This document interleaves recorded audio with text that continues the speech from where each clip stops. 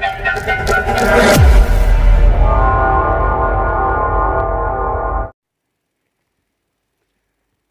Students, so I welcome all my YouTube channel Rathore classes Mirzaganj.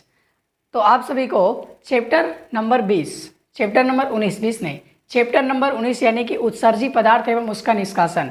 आज आप लोगों को इस चैप्टर के पार्ट 8 के बारे में बात करने वाले हैं। किसके बारे में? ये 8वां वीडियो है। कौन सा वीडियो है? 8वां वीडियो, चैप्टर 19 का पार्ट नंबर 8, 8वां वीडियो, चैप्टर 19 का 8वां वीडियो, ठीक है ना। तो इस चैप्टर का 8वां वीडियो आज है। तो आज बात किसके बारे में करने वाले हैं, आज आपको इस वीडियो से क्या मिलने वाला है वो बता देते हैं। तो आज आपको दो चीज़ के बारे में बताएंगे। किसके बारे में? दो चीज़ के बारे में। इसका मतलब कौन कौन? पहला हो गया यूरिन। पहला क्या हो गया? यूरिन। यूरिन को बोलते हैं पेशाब। यूरिन को हिंदी में क्या बोलते हैं? पेशाब या मूत्र बोलते हैं। क्या बोलते हैं? पेशाब या मूत्र। तो मूत्र निर्माण कैसे होता है ये तो बता चुके हैं। मूत्र निर्माण कैसे होता है ये तो बता चुके हैं। अब ये जानेंगे कि जब नेफ्रॉन के अंदर मूत्र या पेशाब बन जाता है तो वहाँ से कैसे मूत्राशय के पास आता है, फिर मूत्राशय से हमारे शरीर से कैसे बाहर निकलता है, ये चीज़ देखेंगे। ओके, फिर देखेंगे जो मूत्र निकलता है या जो मूत्र बनता है तो एक दिन में मानव के शरीर में कितना मूत्र बनता होगा। ओके, फिर ये भी देखेंगे कि जो एक दिन में मूत्र बन रहा है उस मूत्र में से पूरा में से यूरिया कितना मात्रा में बनता है, ये भी देखेंगे। सारा कुछ डिस्कस करने वाले हैं। फिर दूसरा टॉपिक क्या देखेंगे कि उत्सर्जन अंग में, उत्सर्जन तंत्र में, किसमें? उत्सर्जन तंत्र में। देखिए उत्सर्जन क्या होता है? उत्सर्जी पदार्थ को बाहर निकालने की प्रक्रिया को क्या कहते हैं? उत्सर्जन तंत्र कहते हैं। क्या कहते हैं? उत्सर्जन कहते हैं, ठीक है। उत्सर्जी अंग के द्वारा उत्सर्जी पदार्थ को शरीर से बाहर निकालने की क्रिया को क्या कहते हैं? उत्सर्जन कहते हैं। सिंपल सी बात है। तो जैसे में पढ़ रहे थे किडनी, जैसे में क्या पढ़ रहे थे? किडनी। किडनी क्या होता है? एक उत्सर्जन अंग होता है। ये क्या करता है? यूरिया को शरीर से बाहर निकालने में मदद करता है। तो ये तो हो गया, ये मेन ऑर्गन है। उत्सर्जन पदार्थ उत्सर्जन तंत्र का मेन ऑर्गन है। मानव का उत्सर्जन तंत्र का मेन अंग कौन सा है? किडनी है। लेकिन बात करेंगे कि मानव शरीर के अंदर, कहाँ? मानव शरीर के अंदर और भी बहुत सारे अंग होते हैं किडनी के अलावे। किसके अलावे? किडनी के अलावे और सारे अंग होते हैं जो उत्सर्जन में मदद करते हैं। किसमें मदद करते हैं? उत्सर्जन में। तो वो कौन कौन सा अंग है और वो अंग कैसे कैसे मदद करता है तो ये भी देखने वाले हैं। तो आज का वीडियो में क्लियर होना चाहिए कि क्या पता होना है। आज पढ़ेंगे यूरिन या पेशाब के बारे में और किडनी के अलावे और सारा कौन ऐसा अंग है जो क्या करता है? उत्सर्जन में मदद करता है। तो इसके बारे में पढ़ने वाले हैं। चलिए बिना देरी के वीडियो शुरू करते हैं। तो सबसे पहले लिखा हुआ है मूत्र, यानी कि इसको बोलते हैं यूरिन। तो यूरिन को पेशाब बोलते हैं, मूत्र बोलते हैं। तो पेशाब कैसे बनता है ये बता चुके हैं। मान लीजिए पेशाब बन गया। क्या हो गया? पेशाब बन गया। तो इस प्रकार का होता है हमारा नेफ्रॉन। इस प्रकार का हमारा क्या होता है? नेफ्रॉन होता है। नेफ्रॉन का फोटो बता चुके हैं ना। इस प्रकार का हमारा नेफ्रॉन होता है, ठीक है। पूरा रफ डायग्राम बना रहे हैं क्योंकि अच्छा डायग्राम तो बना चुके हैं पहले ही, तो बार बार क्या अच्छा डायग्राम बनाना, ठीक है ना। इस प्रकार से नेफ्रॉन में क्या होता है, यहाँ पर मान लीजिए गुच्छीय निषेधन का प्रक्रिया हुआ और ये क्या है? ये क्या है? ये पीसीटी है। ये क्या है? पीसीटी है। तो यहाँ पर मूत्र बना। यहाँ पर क्या हुआ? 1% मूत्र बना, ठीक है। फिर ये मूत्र क्या होता है? इधर से इधर जाता है और आता है कहाँ पास? यहाँ पास, डीसीटी के पास। फिर क्या हुआ? बोले थे कि ये जो डीसीटी के बाद ये जो नली है ये संवाहक नली है। कौन सा नली है? ये संवाहक नली है। और बोले थे कि जैसे एक नेफ्रॉन का नली इसमें जुड़ा हुआ है, एक नेफ्रॉन का डीसीटी इसमें आकर का जुड़ा हुआ है, उसी प्रकार से और बहुत सारे किडनी में नेफ्रॉन होते हैं। उन सभी नेफ्रॉन का डीसीटी इसी संवाहक नली से जुड़ा होगा, इसी संवाहक नली से जुड़ा होगा, ठीक है। तो सारा नेफ्रॉन के डीसीटी एक ही संवाहक नली में जुड़ा हुआ है और उसके बाद ये संवाहक नली से कहाँ जाएगा? मूत्र वाहिनी में जाएगा। कहाँ जाएगा? मूत्र वाहिनी में खुलेगा। ये संवाहक नली किस में खुलेगा? मूत्र वाहिनी में। संवाहक नली किस में खुलेगा? मूत्र वाहिनी में। फिर ये जो मूत्र वाहिनी है, ये मूत्र वाहिनी खुलता है मूत्राशय में। किस में खुलता है? मूत्राशय में। ये मूत्र वाहिनी किस में खुलता है? मूत्राशय में खुलता है। फिर मूत्राशय किस में खुलता है? मूत्र मार्ग में खुलता है। किस में खुलता है? मूत्र मार्ग में खुलता है। इस प्रकार से मूत्राशय के बाद किस में खुलता है? मूत्र मार्ग में खुलता है। ओके, इतना बात हो गया। तो क्या हुआ, सभी नेफ्रॉन में मूत्र बना और वो मूत्र क्या हो, कैसे कैसे बाहर निकलता है ये बता दें, ठीक है ना। तो मान लीजिए यहाँ पर क्या हो गया, संवाहक नली के पास मूत्र आ गया, संवाहक नली में मूत्र क्या हो गया, आ गया। उसके बाद ये मूत्र वाहिनी एक नली होता है, उसके सहारे किस में आ करके रहता है? मूत्राशय में। किस में ये जमा होता है? मूत्राशय में। बताए थे कि मूत्र कहाँ जमा होता है? मूत्राशय में। कुछ समय के लिए जमा होता है, टेम्परेरी जमा होता है, फिक्स हमेशा के लिए जमा नहीं होता है। तो ये मूत्राशय में क्या हो रहा है? मूत्र धीरे धीरे जम रहा है। और इस मूत्राशय जो भाग है इसमें होता है बहुत सारा चिकनी पेशी। क्या होता है? चिकनी पेशी। तो इस मूत्राशय में जैसे जैसे क्या हो रहा है, मूत्र भर रहा है, तो ये मूत्राशय का डब्बा फूलता जा रहा है।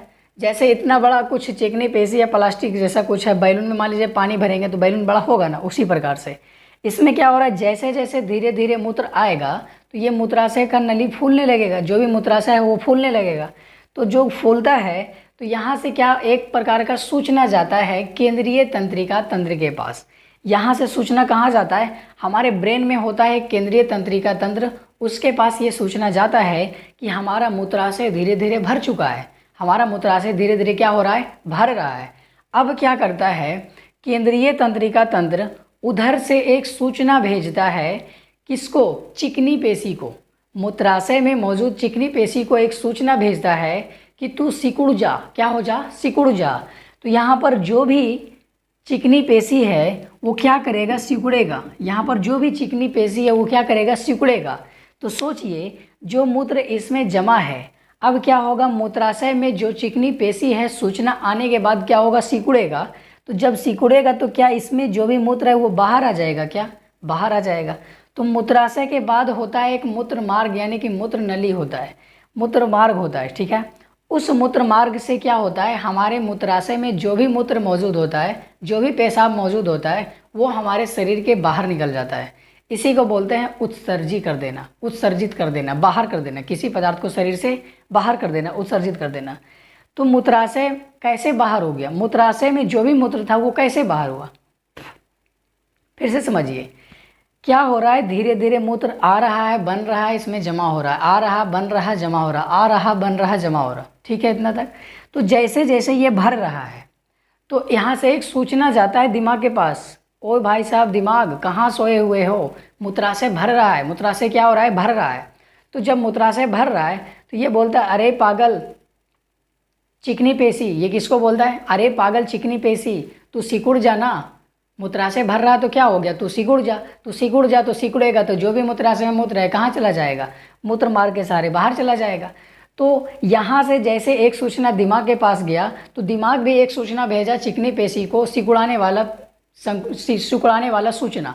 तो इसके कारण यहाँ का पेशी सिकुड़ा और जो भी मूत्र था वो कहाँ, मूत्र मार्ग के सहारे कहाँ चला गया, शरीर से बाहर चला गया। तो इस प्रकार से मूत्र का निष्कासन होता है, ठीक है। अब आगे जानेंगे कि मूत्र होता क्या है।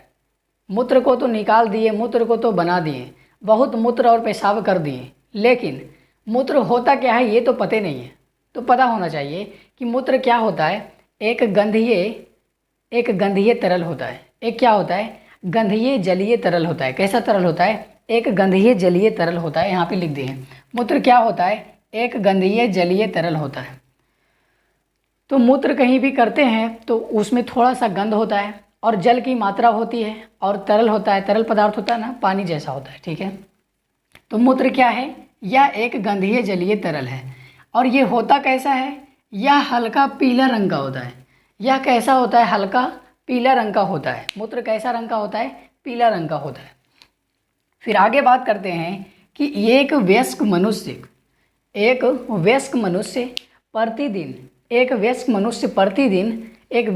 के शरीर में प्रतिदिन कितना लीटर मूत्र बनता होगा।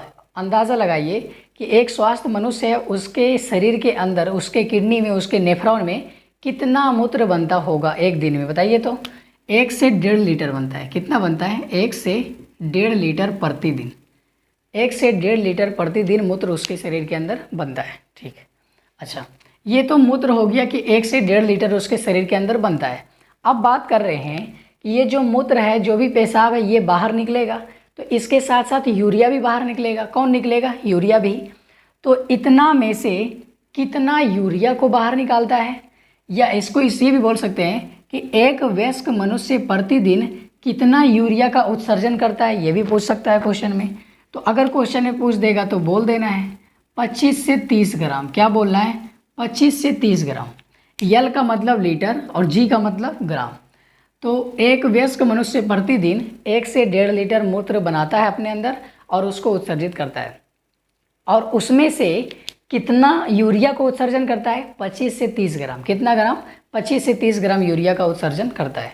ओके, अब बात करते हैं मूत्र का पीएच मान। किसका पीएच मान? मूत्र का पीएच मान। तो बता दें कि मूत्र का पीएच मान होता है 6.0। कितना होता है? 6.0। और ये होता है अम्लीय। कैसा होता है? अम्लीय। अम्लीय क्यों होता है? जब देखिए केमिस्ट्री में पढ़े होंगे कि 7 से मान ज़्यादा होता है तो क्षारीय, 7 से कम मान होता है तो अम्लीय, और 7 मान होता है तो उदासीन। तो 6.0 है, इसका मतलब इसका मान 7 से कम है। तो 7 से कम है तो क्या हो गया? अम्लीय हो गया। तो जो भी मूत्र होता है उसका पीएच मान 6.0 होता है, और इसकी प्रकृति कैसी होती है? अम्लीय। कैसी होती है? अम्लीय। अब आगे क्या जानने वाले हैं कि एक बीमारी होता है मधुमेह। क्या होता है? मधुमेह। उसी से रिलेटेड कुछ लक्षण है जो कि मूत्र से रिलेटेड है। किससे रिलेटेड है? मूत्र से रिलेटेड है। कैसे? आगे देखिए। तो 2 शब्द आता है, एक शब्द आता है ग्लाइकोसूरिया और एक शब्द आता है कीटोन यूरिया। क्या क्या शब्द आता है? एक शब्द आता है ग्लाइकोसूरिया और दूसरा शब्द आता है कीटोन यूरिया। ये दोनों शब्द का मतलब क्या होता है समझिए। ग्लाइको का मतलब होता है ग्लूकोज। ग्लाइको मतलब क्या होता है? ग्लूकोज। इसका मतलब क्या हुआ? पेशाब में ग्लूकोज की मात्रा। किसकी मात्रा? ग्लूकोज की मात्रा। अगर आपके मूत्र में, अगर आपके पेशाब में ग्लूकोज की मात्रा पाया जा रहा है तो क्या बोल देगा उसको? डॉक्टर लोग क्या टर्म यूज करेगा? ग्लाइकोसूरिया। उसको क्या टर्म यूज करेगा? ग्लाइकोसूरिया। और अगर आपके मूत्र में, अगर आपके पेशाब में कीटोन बॉडी मिले, क्या मिले? कीटोन बॉडी मिले। ये कीटोन बॉडी क्या है? प्रोटीन का एक रूप है, ठीक है। तो प्रोटीन की मात्रा मिले या कीटोन बॉडी मिले, क्या मिले? कीटोन बॉडी मिले। कीटोन बॉडी मिले, ग्लूकोज की मात्रा मिले, ठीक है, इस प्रकार से। तो 2 टर्म आता है, एक है ग्लाइकोसूरिया और दूसरा है कीटोन यूरिया। एक है ग्लाइकोसूरिया और दूसरा है कीटोन यूरिया।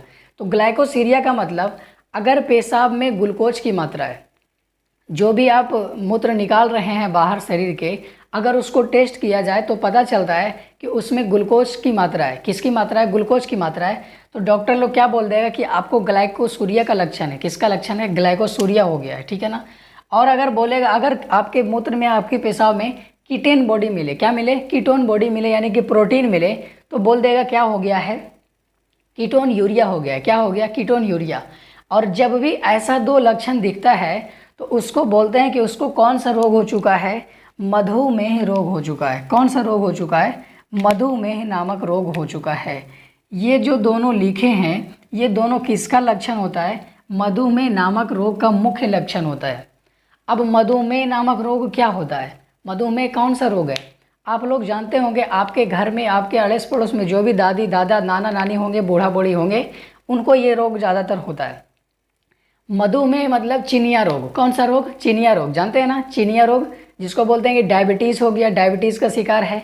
तो कोई भी पेशेंट है डायबिटीज़ का, मधुमेह का, तो उसमें ये खास करके 2 लक्षण होता है। ये 2 मुख्य लक्षण है। कौन कौन सा लक्षण? ग्लाइकोसूरिया और कीटोन यूरिया। तो ग्लाइकोसूरिया का मतलब मूत्र में ग्लूकोज का पाया जाना, और कीटोन यूरिया का मतलब मूत्र में कीटोन बॉडी का पाया जाना। तो ये दोनों लक्षण किसका हो गया? मधुमेह नामक रोग का लक्षण हो गया। अच्छा, एक और बात करते हैं, यूटीआई। एक और क्या बात करते हैं? यूटीआई। यूटीआई क्या होता है? यूटीआई को बोलते हैं यूरिनरी ट्रैक्ट इन्फेक्शन। यूटीआई को क्या बोलते हैं? Urinary tract infection. आखिर में ये दोनों को होता है, मेल को भी होता है और फीमेल की भी होता है। लेकिन फीमेल जब भी डॉक्टर के पास जाती है, गायनेकोलॉजिस्ट के पास जाती है, तो वो उनको बताने में शर्माती है। लेकिन ऐसा तो नहीं होना चाहिए। अच्छा, एक और बात बताते हैं कि ये जो यूटीआई होता है ये फीमेल में ज़्यादा कॉमन होता है। किस में ज़्यादा कॉमन होता है? फीमेल में।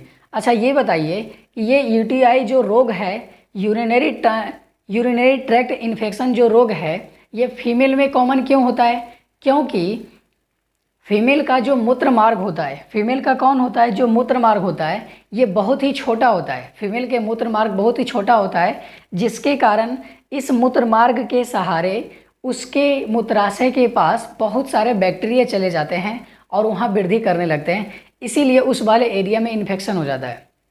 क्या हो जाता है? इन्फेक्शन हो जाता है। इसलिए यह महिलाओं में कॉमन रोग होता है UTI, urinary tract infection, urinary tract infection. Okay. और क्या होता है? जलन होने लगता है, उस पार्ट में खुजली होने लगता है, तो बहुत सारा ऐसा समस्या देखने को मिलता है। इचिंग होने लगता है, खुजली होने लगता है, तो वो वाले रीजन में ये सब होता है। और ये किस एरिया में होता है? श्रोणि क्षेत्र में। किस एरिया में होता है? श्रोणि क्षेत्र में। तो किडनी के नीचे ही तो होगा ना मूत्राशय, ठीक है। तो ये भी समझ में आ गया कि यूटीआई क्या होता है। ये फीमेल में कॉमन होता है। क्यों कॉमन होता है? क्योंकि फीमेल का मूत्र मार्ग छोटा होता है, मेल का मूत्र मार्ग बड़ा होता है। तो जहाँ पर रास्ता छोटा है उस छोटे रास्ते से बैक्टीरिया बहुत ही आसानी से अंदर चला जाता है, लेकिन मेल का जो मूत्र मार्ग है वो बहुत ही लंबा है, इसलिए मूत्राशय के पास वो बैक्टीरिया नहीं पहुंच पाता है। अगर पहुंच भी पाता है तो कम मात्रा में, ठीक है ना। तो इस प्रकार से मेल में ये रोग कॉमन नहीं है, लेकिन फीमेल में ये रोग कॉमन है। ऐसे में मोटा मोटी बोले तो ये रोग दोनों को होता है। किसको होता है? दोनों को होता है, ठीक है। ओके, इतना बात हो गया। अब कुछ और एक्स्ट्रा बात बताते हैं जो कि किताब में नहीं दिया हुआ है, ठीक है ना। इसको आप घर में भी लॉजिक से पता कर सकते हैं। जैसे कि जब भी आप पेशाब करते हैं, ठीक है, जब भी आप मूत्र का उत्सर्जन करते हैं तो आप उसके कलर को देख करके अपने रोग को बता सकते हैं। इसका मतलब क्या हुआ? कोई व्यक्ति है, अगर उसका यूरिन टेस्ट होता है ना, यूरिन टेस्ट मतलब जैसे होता है ब्लड टेस्ट, उसी प्रकार से होता है यूरिन टेस्ट। मतलब पेशाब का जांच किया जाता है, ठीक है ना, लैब में पेशाब का जांच किया जाता है। लेकिन आप कलर से देख करके भी पता लगा सकते हैं। अगर आपका मूत्र हल्का पीला है तो कोई दिक्कत नहीं है, सामान्य मूत्र है, सामान्य पेशाब है। पूरी तरह से तो उजला होता ही नहीं, कुछ मात्रा में हल्का पीला होता ही है, ठीक है ना, क्योंकि उसमें यूरिया का मात्रा है तो पीला तो होना ही है। ओके, लेकिन वो ज़्यादा पीला हो जाए, क्या हो जाए? ज़्यादा पीला हो जाए, इसका मतलब आपके मूत्र में क्या आ रहा है? ग्लूकोज आ रहा है। जब पीला हो गया इसका मतलब आपके मूत्र में क्या आ रहा है? ग्लूकोज आ रहा है। और ज़्यादा पीला हो गया इसका मतलब आपके मूत्र में क्या हो रहा है? पूरा गाढ़ा पीला हो गया, इसका मतलब आपके मूत्र में क्या आ रहा है? कीटोन बॉडी हो रहा है। और अगर जो पेशाब हल्का सा लाल जैसा होने लगे, भूरा रंग का होने लगे, इसका मतलब आपके पेशाब के साथ साथ खून भी आ रहा है। क्या आ रहा है? आपके पेशाब के साथ साथ खून भी आ रहा है। तो इस प्रकार से बहुत सारे समस्या होता है और आप अपने पेशाब के रंग को देख करके अपने बीमारी को पता कर सकते हैं। अगर पूरा ठीक रहेगा तो हल्का पीला रहेगा, इसमें कोई सामान्य है, इसमें कोई रोग नहीं होता है। ज़्यादा पीला हो इसका मतलब रोग है, पानी की कमी भी हो सकता है। तो इस कंडीशन में क्या करते हैं? ज़्यादातर पानी पिया जाता है। जितना मर्जी हो उतना पानी पीजिए, दम भर पीजिए। 7 से 8 लीटर तो पानी पीना ही है, 7 से 8 लीटर पीजिए, ठीक है। ओके, तो ये बात क्या हो गया? पहला खत्म हो गया। अब बात करेंगे कि किडनी के अलावा कौन कौन सा अंग है जो हमारे उत्सर्जन में मदद करता है। तो इसको फिलहाल उतार लीजिए, इसको मिटा देंगे।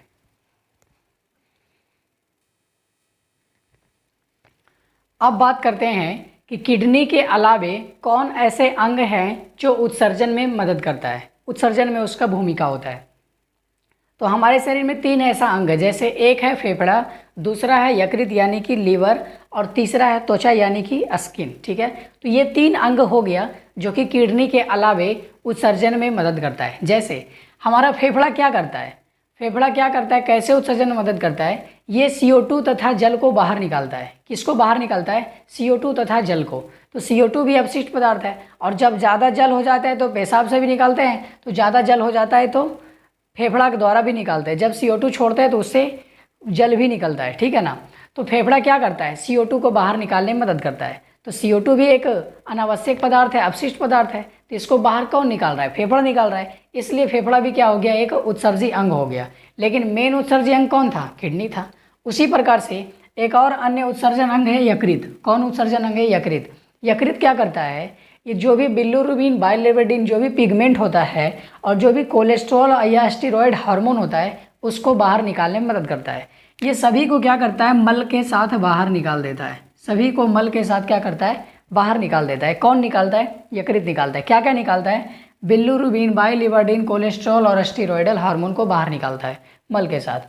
आगे है त्वचा। आगे क्या है, त्वचा। ये भी एक ऐसा अंग है जो कि उत्सर्जन में मदद करता है। कैसे मदद करता है, इस त्वचा में दो ग्रंथि होता है, जैसे कि एक है तैलीय ग्रंथि और दूसरा है श्वेत ग्रंथि। तैलीय ग्रंथि क्या करता है, कोलेस्ट्रॉल, हाइड्रोकार्बन तथा मोम को बाहर निकालता है। किसको बाहर निकालता है, कोलेस्ट्रॉल, हाइड्रोकार्बन तथा मोम जैसे पदार्थ को शरीर से बाहर निकालता है। और जो श्वेत ग्रंथि होता है हमारे त्वचा के ऊपर, वो क्या करता है, पसीना को बाहर निकालता है। किसको बाहर निकालता है, पसीना को बाहर निकालता है, ठीक है ना। तो जो भी हमारे त्वचा के ऊपर कौन सा ग्रंथि होता है, श्वेत ग्रंथि, वो पसीना को बाहर निकालता है। किसको बाहर निकालता है, पसीना को। तो पसीना बाहर निकल रहा है तो इससे भी तो कुछ गंदा चीज़ निकल रहा है शरीर से। जैसे देखिए क्या क्या निकल रहा है, शरीर से नमक की मात्रा निकलती है, कुछ मात्रा में यूरिया तथा लैक्टिक अम्ल निकलता है, ठीक है ना। तो इस प्रकार से पसीना के द्वारा ये सब चीज़ बाहर निकलता है। तो सब कुछ क्या कर रहा है, सब निकाल रहा है ना। इसमें फेफड़ा क्या कर रहा था, CO2 को निकाल रहा था। यकृत क्या कर रहा था, बिल्रुबिन, बाइलिवर्डिन, स्टीरॉयड हार्मोन, ये सब को निकाल रहा था। और त्वचा क्या कर रहा है, कोलेस्ट्रॉल, मोम जैसे पदार्थ को, तथा पसीना में नमक हो गया, यूरिया हो गया, लैक्टिक अम्ल, सब चीज़ क्या कर रहा है, खराब पदार्थ को बाहर निकाल रहा है। तो क्या हो गया, ये सब ऐसा अंग हो गया जो उत्सर्जन में मदद करता है। और ये किडनी के अलावे था। कैसा था, किडनी के अलावे जो उत्सर्जन तंत्र में मदद करता है वही अंग था। मेन मानव में उत्सर्जन अंग कौन होता है, किडनी होता है। बाकी मिलते हैं अगले वीडियो में। इसी के साथ बने रहे हमारे साथ, मिलते हैं अगले वीडियो में। तब तक के लिए धन्यवाद।